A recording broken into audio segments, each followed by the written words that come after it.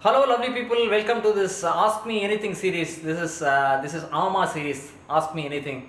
That's how we ask questions, right? Ama, I have a question for you. That's how we ask questions. So this is named very appropriately. So we'll go into the question.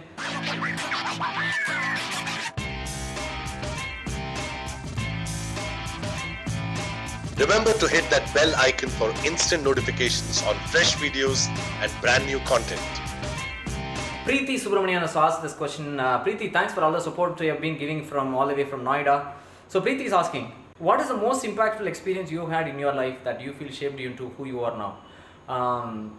I don't know whether it is one particular event or one particular experience. I think it's overall everything. Very boring answer, no? But I think that's what is true. And I had a very different, very varied kind of an exposure. I grew up in a village. I was born in a village. I grew up in a village. I studied in a Tamil medium school, and I was going to the church with my father. I was in the church choir. Got introduced to music, not formal music learning, but got introduced to some form of music in the church. Then my brother was living in Chennai at that time, so I used to come to Chennai in the summer holidays. Did some tuitions and stuff like that. I think that helped me to get into Gindi Engineering College, one of the top colleges in the state. Then I had a very different exposure there. A lot of guys from there, from CEG, went to the US to study masters. So I went along with them, did some masters, and I worked in the US for about 7-8 years. That's when I really found out what I really wanted. I was searching for something. I got into arts. I was learning tabla for a long time. I really wanted to be a good tabla player, like Zakir Bhai. I was growing my hair and all that, until I met my music teacher, and then I got into vocal music. I wanted to become a singer like Yesudas, or singer like my friend Raghavan. Then we did some music shows together. I was doing Tamil skits and plays and all that. That's when I figured, oh, I should be an actor. So I got all very confused. My friend said, you should go back and pursue performing arts. I came back and became a stand-up comedian after about 8-10 years, doing some more software engineering. So all of this definitely has shaped me, and like Steve Jobs would say, you tend to connect the dots, right? So stand-up comedy is a beautiful art form. It doesn't matter what you present. Humor is a basic requirement, and everything goes. So that way, I've been lucky to have very varied kind of an exposure. Next question, Rohit Swine. Oh, Rohit is a good comedian from Hyderabad. Thanks, Rohit, for asking questions. Can you help comics with fitness? Surely, not only comics, I can help everybody. I also teach yoga, by the way. I'm still teaching 2-3 classes a week. I think yoga is great. I suggest and request all of you to pick up yoga. Even if you do gym and even if you do jogging, yoga is a must. I strongly believe that yoga is definitely doing some healing from inside out. It's a great thing. Please do pick up yoga, the hatha yoga, the asanas and everything. The next one, Lavanya Sundarajan. Kadesila, which school did you get admission for your kids? Oh, you are referring to the Sishya video. So my kids go to Krishnamurti Foundation of India, the school, KFI. If you have heard about that school, it's a very, J. Krishnamurti was one of the philosophers who lived in Chennai, and he's written a lot of books about education. He's written a lot of books about inquiry, a lot of Jnana Yoga related literature he has written. And it's a great philosopher. I'm a big fan of him. I'm a big fan of this particular school. If you get a chance, read books that JK has written, J. Krishnamurti has written about how schools should not encourage competition. He has talked about the life will be better, the world will be a better place if there is no competition. When children right now in TVs we all watch like game shows, this, that, and who is the best.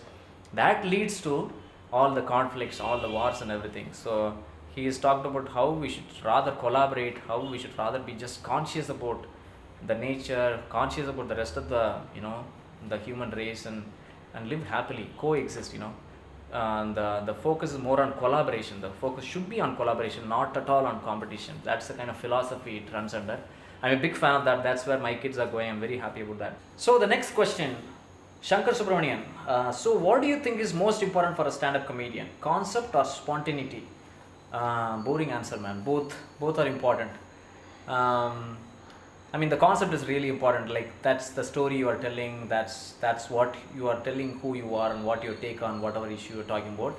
And spontaneity for me is all about getting on stage and connecting with the people right there and that moment, being in the moment. Both are kind of important. I have bombed some shows because I lacked that connectivity. Even though you may not have to say something very spontaneous, but if you don't have the connect with the moment there is something people know that you're not there, and sometimes it works against you. So I think both are important. And again, you have, everybody has their own strength. You play to your strength. That is always there. And Janaki Narayanan is asking, when and where did you do your first stand-up? Oh, first stand-up comedy in the current form. The stand-up as such I did with Evam. I auditioned with Evam, Standup Tamasha, and then first gig was in Raintree Havana in Alwarpet. So SA was headlining, Ashwindra was there, so I did a debut show that day. It went really well. Then I got this. That was in 2013 December. Then I did the second gig in Alliance Fashe. That was the second show in the following February, which I bombed, but we'll not go into that. First gig was really good, very memorable. Yeah, but I've been training with Toastmasters for a while. Toastmasters is a public speaking leadership forum. It's a great forum. I recommend all of you, whoever is interested in getting some public speaking experience, that's the place to go. So I was training with Toastmasters for a while, and there I had a lot of contests and a lot of speeches, humorous speeches that you deliver. It's more of a speech, but kind of you can take it a little further, come kind of towards the stand-up comedy in the current form. So I did good number of I put in about 3-4 years there, and that helped me a lot as well. Harish Rajagopal, sir, how do you look so young, sir? To say seriously, I think yoga is helping, man. I've been practicing yoga. I mean, I'm old enough to practice yoga for about 10-15 years, or right now it's about 20 years I've been with yoga, practicing kind of regularly, the asanas and everything. And also I became mostly vegetarian. I still indulge in fish and other stuff, but I became mostly vegetarian. I think that is helping, and they say you are what you eat, right? So I think that does help reducing non-vegetarian food. I think having a right mix of your lifestyle versus how much of meat you need, how much of protein you need, I think that helps also. But predominantly I'm a big fan of yoga. Please, yoga does things inside out, so please take up yoga. Booma Subramanian, hi. What was the one thing that pushed you into quitting your job and becoming this awesome? Hey, thank you. Again, multiple things. Maybe one trigger point was I was getting close to 40, and I was telling myself that, hey, I'm really enjoying my life, but my wife probably is the single factor that kind of turned the needle and said, I don't think so. I don't think you are enjoying your job. I don't think you're truly happy. I said, no, I'm fine. And that's where the conversation started, and she said, why don't you take a break for 1 year and do something else? I was like, I would love that. Then we started saving money for that 1 year. Then we said, why don't we do that for 2 years, because 1 year is too short, and we had 2 kids to take care of, and we wanted to spend some time and all that. How about 2 years? Then I said, yeah, 2 years would be awesome. That would be fantastic. Then we got closer to that 1-2 years in the sabbatical time. We started saving money. Then both of us figured we should be able to make a living doing anything in this current times, right? The money may not be as good as the IT sector, but should be able to figure out sustaining yourself. So, and also watching watching KK doing a fabulous show in IIT Madras. That was the trigger point also. I said, hey, I can do this. Then I talked to the guys, and I auditioned later on, because it was a new voice, right? I watched English stand-up comedy. I've been watching Tamil comedy shows. This was kind of in between in a way, right? So we are talking about our stories, and it's still English, but it's our voice taking that art form. I thought, S. Aravind and KK and all these guys were nailing it down. I was like, oh, I want to be part of this moment. Then I started working towards that, and then the rest has definitely been a nice, fabulous journey so far. Nandini Jnana, are you planning to act in movies? I really love acting. In a way, I wanted to become an actor, and I was hesitant to quit my job and pursue acting, because I don't know where to go. But this was very tangible, talking to Evam. These guys are already doing it. I can train with them. So this stand-up comedy in an art form, there is a lot more things in your control. So I started here. So I've been doing, along with some of the Evam artists, I've been doing theatre also, acting in plays and all that, Tamil plays. I've been working with writer and actor Vinodini in Theatre Zero. We've been doing Tamil plays. So hopefully movies will happen soon. I have done some auditions. I would love to do acting, whether it's movies or theatre. Yeah. Alright, the next question, Srinath Vaidyanathan. What is your mid to long term goal? Mid-term goal, I'm doing my solo this year. I'm writing my solo. We put a title just now. It's going to be called Alex in Wonderland. See how you like it. Let me know how you like it. That's the mid-term goal by end of this year. And long-term goal, I don't know. Just go with the flow.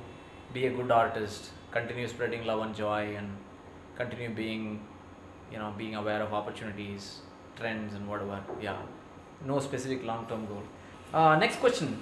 Nitila Raja, what incident gave you the guts to become a stand-up comedian?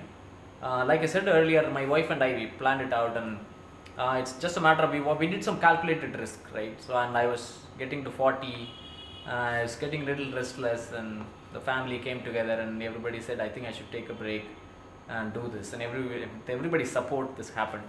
So how do we get the guts? I don't think I had like very, very special guts, just we calculated the risk. We'll take 1 year and 2 years and try this. If it doesn't work out, we can always go back. That's the kind of risk I took, and we took, the family took. I started doing this, and I am into the 3rd year right now, and thanks to all your support and love and all that, and it's been going fantastic. It's starting to pick up, and I think I'm going to be here for a much longer time. I'm not going back right now. Yeah. Next question, Gnanasekharan Shivan. Is it possible to do comedy without teasing someone? Hey, good question. I don't think so. You are always talking about something, about somebody, and somebody is always related. So you're going to be exaggerating. Comedy is all about either exaggerating or either completely underestimating or just giving a different twist and all that. So you are indeed just playing around with a lot of things, and which means you are playing around with somebody or something. But again, there is always a fine line. I think there is a fine line. I don't think you can put it in words. It's just the tone, it's the context, and it's who. Sometimes in our country especially, it is who you are also. It is who you are defines what you're saying, and it's a very sensitive thing. And because people are very sensitive, and we are also very sensitive people. And but at the end of the day, being able to take a joke on something, even if you're hurt, being able to take a joke on something, I think shows maturity of the individual, of the community, or the other society, and all that stuff. So we are getting there, and we have done that. It's just the times have changed, and there are so many things that are going against people's sensitivity right at this point. So I believe it's very hard to do comedy without teasing anybody. You have to talk about somebody. That's why pretty much all the comics you will see, we are starting with ourselves. The comic comes on and does like a self-deprecation joke on himself, puts himself down, saying, hey, I am putting myself down, which means I need to get to somebody else next. Like, that's the idea there. So Divya Venkatraman is asking, I would like to know what inspires your scripts. How do you keep it original? What inspires you? I start from myself, my own experience. Like they say, truth is very important. Honesty is very important in comedy. Then you start from there, then you let it go. Then you let the story take over, then you let the jokes take over. My friend in Toastmaster, his name is Karthik Srinivasan, he used to be my mentor. He used to say, start from truth, but then don't let truth spoil your story. From there you do your exaggeration, you do whatever you want. That's the best way to keep it original. Start from yourself, because each one of us are very unique, very different backgrounds we have in our country. Each one of us a very different take on each issue we have. So from there you start, and that's the only way to keep it original. Yeah. Magisha Peramal is asking, will you write a book? Yes, I will. At some point. Sasikumar Sambandam is asking, what is your working style? Is it a group writing or own creativity? You mean own writing or group writing, right? So kind of both, man, definitely. So I work independently. Of course, each one of us do that. At least within Evam Standup, the repertory, each one of us writes separately. And very often we have this group writing session. We come together, we sit together, share what we've written, and we get some amazing, great feedback from everybody else. And that really shapes our thinking, shapes the material. In the past 2 years, definitely I've taken a lot of help and a lot of mentorship from S. Arvind, Baggy, and definitely a.k.a. and all the other artists in the repertory. That is, I think that is one of the blessings, and I think I got here much faster because of all the great feedback, learning from others' experience. That has significantly helped. And also, we have a wonderful open mic forum here. We have Tanglish comedy, we have Chennai comedy. So every time there is an open mic finishes, we have a little chit chat, and that's the satsang. It's a beautiful camaraderie we have. People have, and guys come tell me, give inputs to each other, and that shapes the material very significantly. And so it's a great, it's kind of both. You start writing yourself and come to the forum, do your satsang. Yeah, that's open mic, and the group thing happens, and the craft improves really fast. Hi all, if you have liked the video, hit the like button and comment, and subscribe to us for a video every Wednesday.